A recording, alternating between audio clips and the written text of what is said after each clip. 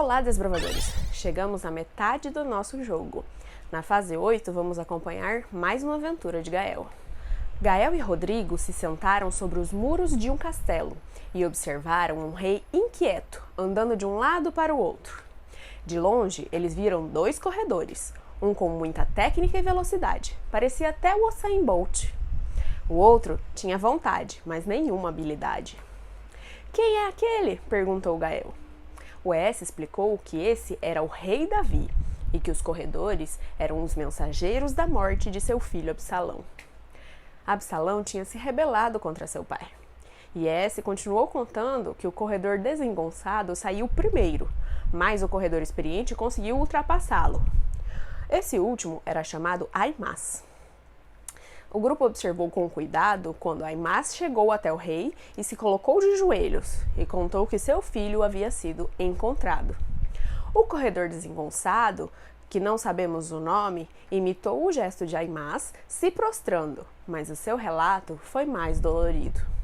Ele explicou ao rei que o seu filho estava morto. Rodrigo perguntou a Gael: "Como o que saiu primeiro sabe de toda a história e o que saiu depois não?" Gael fez uma cara de confusão e o ES logo respondeu. Por medo das consequências da mensagem, o segundo corredor resolveu mentir para o rei. Gael então questionou, dizendo: "Verdade e mentira são apenas pontos de vista diferentes, não são? Será que Gael estava certo?"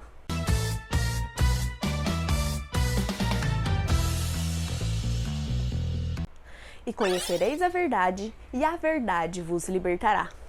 Essa frase, encontrada em João 8,32, foi dita pelo próprio Jesus a seus discípulos e às pessoas que o seguiam. Se o próprio Deus nos diz que a verdade é importante, não devemos nós acreditar? E o que é a verdade? A resposta está em João 14,6. Disse-lhe Jesus: "Eu sou o caminho e a verdade e a vida. Ninguém vem ao Pai senão por mim." Se Cristo é a verdade e a verdade liberta, conhecer a Cristo é a chave da liberdade. E liberdade do que, você pergunta? Liberdade do pecado que nos aprisiona. Em João 17,17 nós vemos: "Santifica-os na tua verdade, a tua palavra é a verdade." Através da palavra de Deus, nós somos então libertos do pecado e transformados em um processo de santificação, onde Deus promove transformação em nós, pela qual nós somos renovados e regenerados pelo Espírito Santo. E Deus quer que nós conheçamos a verdade. 1 Timóteo 2,4 nos fala que quer que todos os homens se salvem e venham ao conhecimento da verdade. Ele quer que tenhamos uma vida com verdade, algo pelo qual viver, e que conheçamos e aceitemos a sua salvação que ele nos oferece. E, ao contrário do que o Gael disse e o mundo prega, as coisas não são relativas. A própria Bíblia nos fala em Mateus 5,37, "Seja o seu sim, sim, e o seu não, não. O que passar disso vem do maligno." As coisas, então, não têm meio termo, não dependem de ponto de vista. E nós devemos ser pessoas de palavra, onde o que falamos é realmente aquilo e não enganação. Vocês se lembram da fase 5, onde conhecemos os 10 mandamentos que Deus deixou para guiar nossa vida? Um desses mandamentos fala exatamente sobre a mentira. Êxodo 20,16 nos traz o 9º mandamento: "Não dirás falso testemunho contra o teu próximo." Se nós temos um mandamento especificamente para nos orientar a sermos verdadeiros, vocês não acham que a verdade é extremamente importante? E uma vez que a verdade é algo tão importante, Deus nos deixou uma instituição, a congregação organizada do seu povo, universal e missionária, a Igreja do Deus vivo, coluna e fundamento da verdade. Assim, a Igreja de Deus tem como função sustentar, defender e espalhar a verdade, sendo a luz do mundo e o sal da terra. A Igreja de Deus tem muitas características importantes. A primeira delas é encontrada em Efésios 2, versos 19 e 20. "Portanto, vocês já não são estrangeiros nem forasteiros, mas concidadãos dos santos e membros da família de Deus, edificado sobre o fundamento dos apóstolos e dos profetas, tendo Jesus Cristo como pedra angular. A igreja, então, uma família onde há companheirismo e unidade. A segunda característica é encontrada em Atos 16, versos 30 e 31. Então levou-os para fora e perguntou: Senhores, que devo fazer para ser salvo? Eles responderam: Creia no Senhor Jesus e serão salvos você e a sua casa. A igreja é então um instrumento de salvação, levando a mensagem de Cristo para as pessoas. Outra característica da igreja é ela ser composta por pessoas que obedecem os mandamentos de Deus e se mantêm fiéis ao testemunho de Jesus, como está escrito em Apocalipse 12, 17. E essas pessoas obedecem aos mandamentos porque amam o Senhor, como vemos em João 14, 15. Se vocês me amam, obedecerão os meus mandamentos. E se os membros dessa igreja obedecem os mandamentos do Senhor, eles obedecem a todos os mandamentos, inclusive o quarto mandamento, que diz: lembra-te do dia de sábado para o santificar.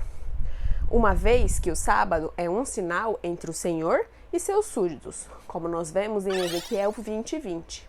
Santifiquem os meus sábados, para que eles sejam um sinal entre nós. Então vocês saberão que eu sou o Senhor, o seu Deus. A sexta característica da Igreja de Deus é ela ser uma igreja missionária, seguindo a ordem de Jesus encontrada em Mateus 24, verso 14. E esse evangelho do reino será pregado em todo o mundo, como testemunho a todas as nações, e então virá o fim.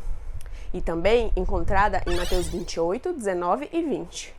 Portanto, vão e façam discípulos de todas as nações, batizando-os em nome do Pai, e do Filho, e do Espírito Santo, ensinando-os a obedecer a tudo o que eu lhes ordenei. E eu estarei sempre com vocês até o fim dos tempos. E por fim, a igreja é o santuário de Deus, onde habita o Espírito Santo, como nós vemos em 1 Coríntios 3, versos 16 e 17. Vocês não sabem que são o santuário de Deus e que o Espírito de Deus habita em vocês? Se alguém destruir o santuário de Deus, Deus o destruirá, pois o santuário de Deus, que são vocês, é sagrado.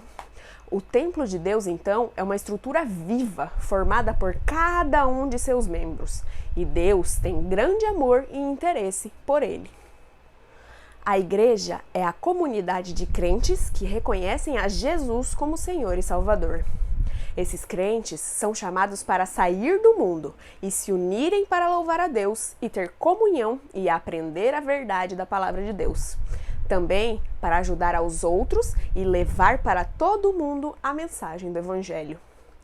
Toda a autoridade e objetivos da igreja nos foram dados por Cristo, que é a verdade, a palavra encarnada, que se fez carne ou humano. E também pelas Escrituras, que também são a verdade, só que a palavra escrita. A igreja é a família de Deus e seus membros vivem uma vida nova, transformados diariamente pelo Senhor. A igreja é o corpo de Cristo, uma comunidade de fé liberada por Jesus, que morreu por nós para nos salvar, purificar e santificar. Agora que você sabe como a verdade é importante e nos liberta do pecado, você quer conhecê-la cada dia mais e deixar que ela transforme a sua vida? E sabendo que a Igreja de Deus é uma instituição criada por Ele para defender e pregar a verdade, e também fortalecer os filhos de Deus e promover uma comunidade de pessoas que dividem os mesmos princípios, você quer fazer parte dessa família? Para ganhar título essa semana, estude qual o estilo de vida adventista baseado na Bíblia e escreva um parágrafo sobre a vantagem de seguir esses princípios na sua vida.